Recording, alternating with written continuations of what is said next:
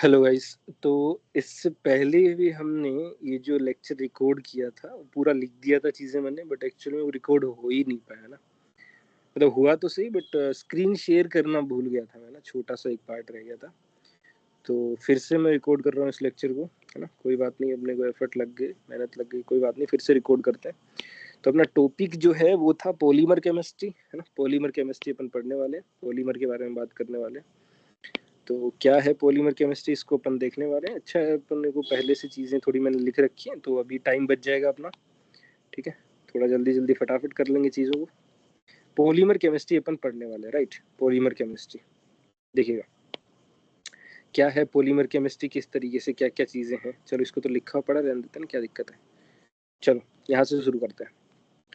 तो polymer chemistry का lecture number 1-2 already मैंने वैसे रिकॉर्ड कर दिया था, बट एक्चुअल में हुआ क्या कि जो लेक्चर 1 है उसमें स्क्रीन शेयर करना भूल गया था। मैं फिर से भी कर रहा हूँ। तो एनसीईआरटी से पढ़ रहे हैं, इसके बाद में जेईई मेंस के प्रीवियस ईयर क्वेश्चन और अपने आरपीएससी वगैरह के और अदर जो एग्जाम है उनके क्वेश्चंस देखेंगे, नेट गेट के भी देखेंगे। तो पॉलीमर सबसे पहले होते क्या है, किसको पॉलीमर अपन बोलते हैं ना।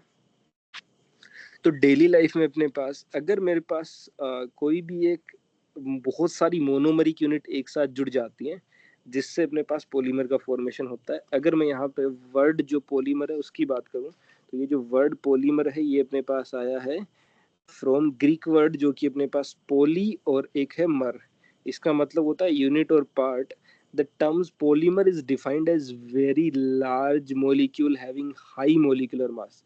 अपने पास बहुत बड़ा मॉलिक्यूल होता है जिसका काफी बड़ा, ज्यादा अपने पास मोलिकुलर मास होता है, और जो कि अपने पास ऑर्डर का होता है 10⁻³ से 10⁻⁷ एटॉमिक मास यूनिट उसका वैल्यू जनरली रहता है। These are also referred as macromolecule. ये अपने पास मैक्रोमोलिक्यूल भी बोले जाते हैं कि मैक्रोमोलिक्यूल है, माइक्रोमोलिक्यूल नहीं, macromolecule. Which are formed by joining of repeating unit. कैसे बनते हैं, तो रिपीटेटिंग यूनिट अपन जोड़ते हैं, formed by joining of repeating structural unit on a large scale. एक बड़े स्केल पे स्ट्रक्चरल यूनिट को रिपीटेडली अपन ऐड करते रहते हैं, तो अपने पास मैक्रोमोलिक्यूल बनते हैं, जिसको अपन पॉलीमर बोलते हैं, जो कि अपने पास लार्ज मॉलिक्यूल होते हैं जिनका हाइयर मोलिकुलर मासेस होता है, काफी ज्यादा होता है। 1000 से लेके 10⁻⁷ अपने पास 10⁻6 मिलियन होता है। मिलियन का 10 मिलियन के अराउंड। मतलब अगर मैं कहूँ कि 1001 से लेके 10 मिलियन एटॉमिक मास यूनिट तक इसका ए यू तक यूनिफाइड मास, एएमयू तक इसका मास रहता है, राइट। एएमयू तक इसका मास रहता है, ठीक है। अब देखिएगा, ये जो प्रोसेस है पॉलीमर बनने का, जो प्रोसेस है इसको अपन क्या बोलते हैं, polymerisation. The process of formation of polymer is called polymerisation, respective from respective monomer. Okay, classification of polymer की बात करें अपन यहाँ पे, तो क्लासिफिकेशन जनरली हम लोग शुरू करते हैं नेचुरल पॉलीमर, और on the basis of source या जो कैटेगरी जहाँ से ये आए हैं, तो उसके बेसिस पे पहला अपने पास नेचुरल पॉलीमर, सेमी सिंथेटिक और सिंथेटिक। नेचुरल पॉलीमर अपने पास जो प्लांट्स और एनिमल से मिलते हैं। जनरली नेचुरल पॉलीमर कहाँ से मिलते हैं अपने को, प्लांट्स और एनिमल से।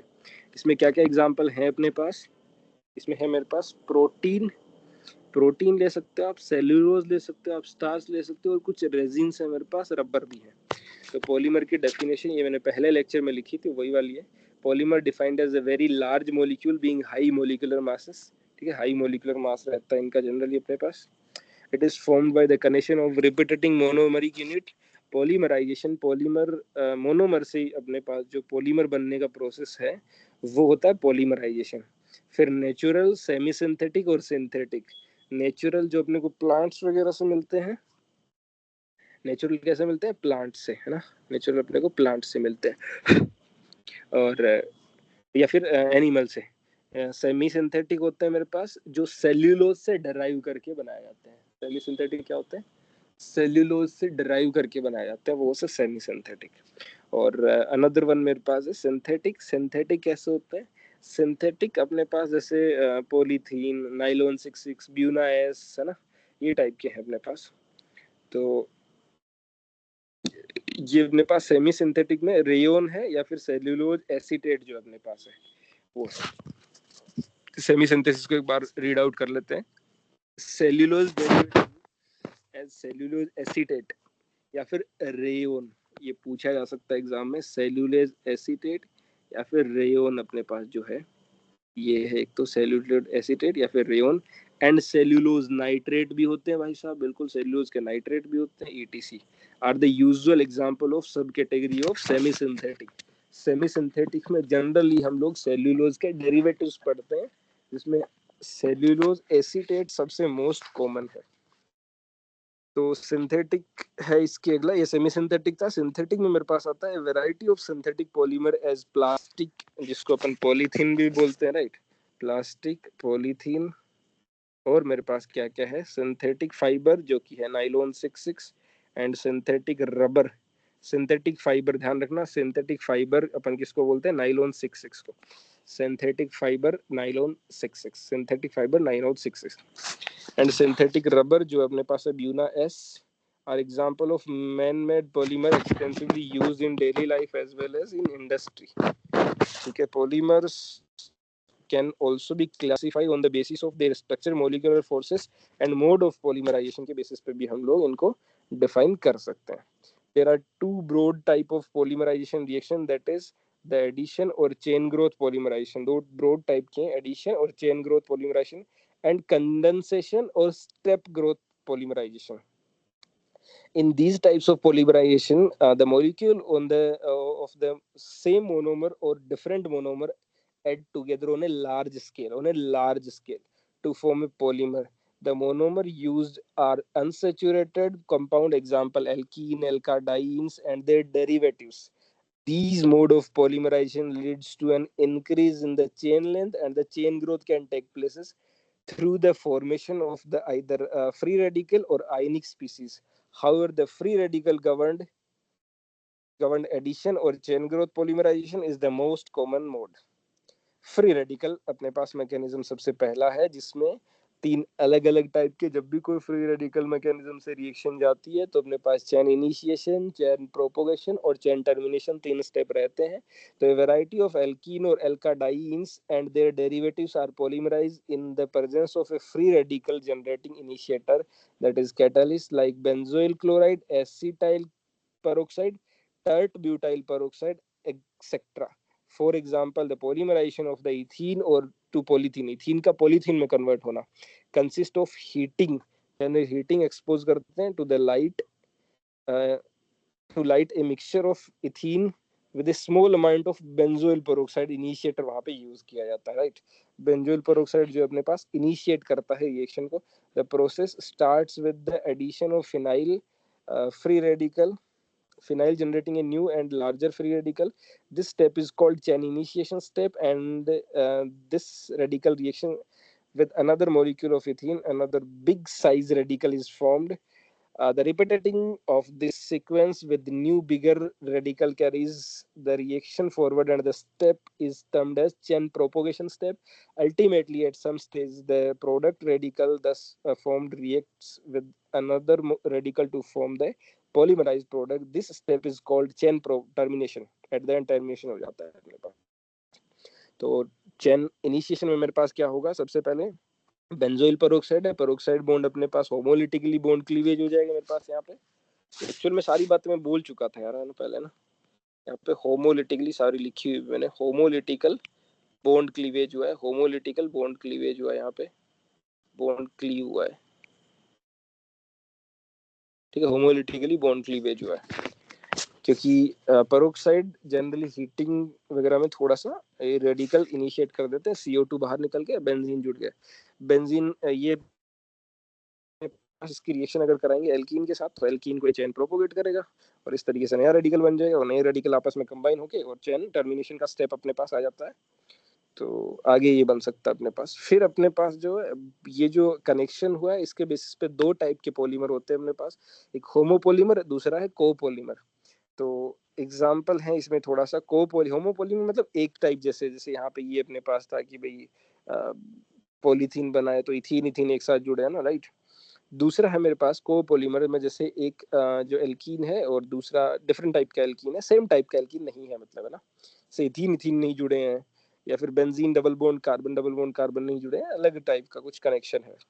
जैसे ब्यूटा 13 डाइईन है वो स्टाइरीन है, तो ये आपको एक स्टाइरीन दिख रहा है। स्टाइरीन होता है बेंजीन के ऊपर CH2 double bond CH2, sorry CH double bond CH2, ये स्टाइरीन है। सारी रिएक्शन मैकेनिज्म पहले मैंने बनाए थे। और फिर अपने पास है 13 ब्यूटा डाइईन, ये इस तरीके से, तो इनका जो कनेक्शन है इस तरीके से होगा, ये ब्यूना एस बन जाता है ना। दोबारा बोलना थोड़ा सा मेरे लिए डिफिकल्ट हो रहा है क्योंकि ये सारी बातें मैं पहले कर चुका था, बट ऑल दो लेक्चर ठीक से हो नहीं पाया। चलो कोई नहीं, फटाफट बोल देता हूँ।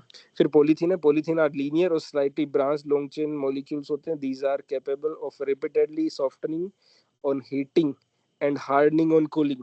पॉलीथीन को अगर हम लोग कूल करेंगे तो वो थोड़े से हार्ड हो जाएंगे, और अगर हम लोग उनको सॉफ्ट करेंगे तो वो, सॉरी हीट करेंगे तो वो सॉफ्ट हो जाएंगे, है ना। आर 10 थर्मोप्लास्टिक पॉलीमर हैं ये अपने पास। इसके बाद में लो डेंसिटी पॉलीमर और हाई डेंसिटी पॉलीमर होता है। लो डेंसिटी पॉलीमर अपने पास सबसे पहले तो ये जनरली अपने पास ऑब्टेन होते हैं polymerisation of ethene under the high pressure of 1000 kelvin to 2000 kelvin atmospheric pressure यहाँ पे यूज करते हैं, और टेम्परेचर मेरे पास 350 से 570 केल्विन अपन यहाँ पे यूज करते हैं। In the presence of trace of di oxygen, di O2 यहाँ पे यूज की जाती है, और peroxide initiator catalyst, the low density polymer that is LDP is obtained through the free radical addition and hydrogen atom abstraction. It has highly branched structure.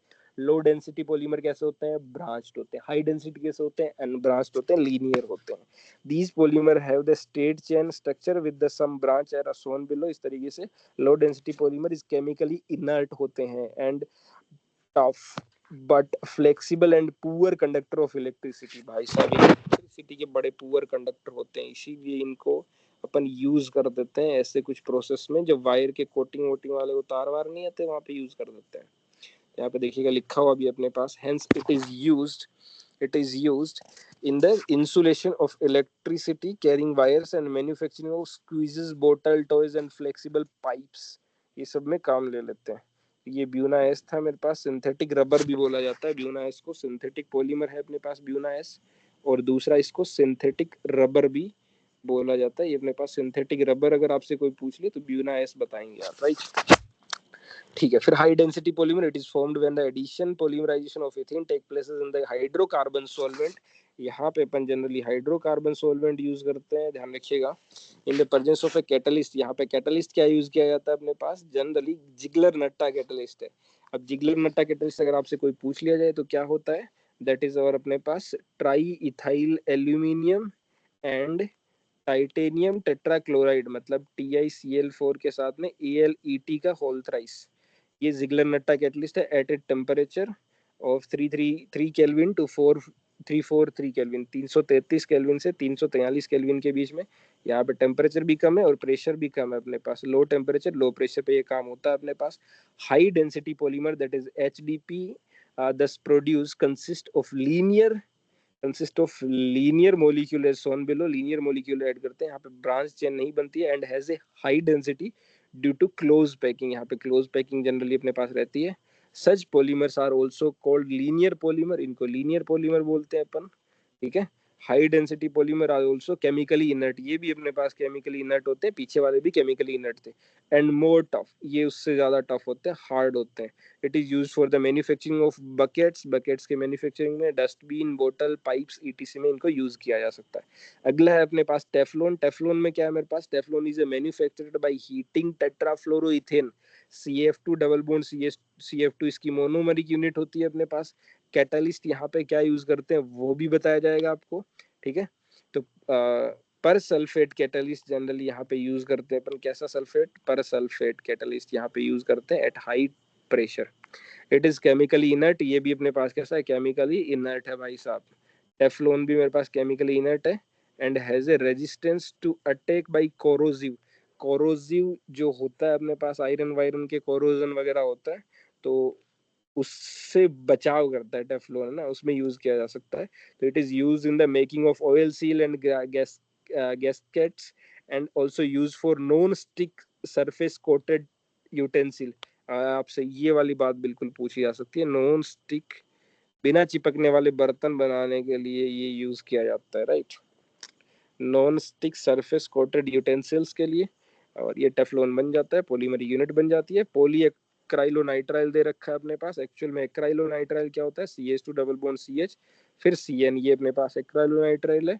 इसका polymerisation कराएंगे peroxide catalyst की form में, तो ये अपने पास पॉली एक्राइलोनाइट्राइल बन जाएगा। Poly acrylonitrile is used as a substance for wool in making commercial fibre और ओरलोन और एक्रिलीन। ओरलोन और एक्रिलीन के लिए हम लोग पॉली एक्राइलोनाइट्राइल, ये जेई मेंस वगैरह ने क्वेश्चन पूछ रखे हैं, आपको क्वेश्चन दिखाऊंगा, देखिएगा।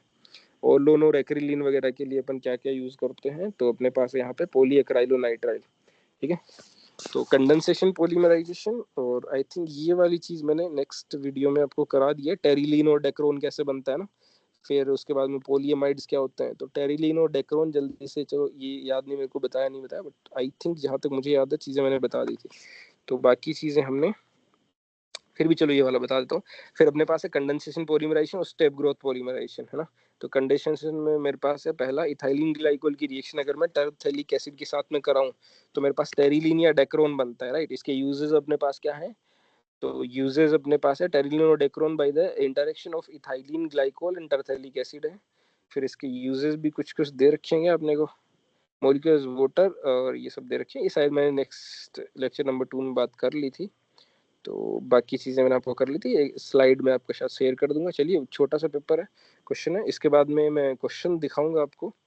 ये जेई मेंस के क्वेश्चन है, उसके बाद में अपन प्रीवियस ईयर उसके भी क्वेश्चन देखेंगे, क्या बोलते हैं अपने, थोड़े नीट वीट के भी देख लेंगे, और आरपीएससी कॉलेज लेक्चरर प्रोफेसर और वो सब भी देखते हैं। चलो अभी तो मिलते हैं अपन नेक्स्ट क्लास में। चलिए बाय बाय, जय हिंद, जय श्री राम और वंदे मातरम।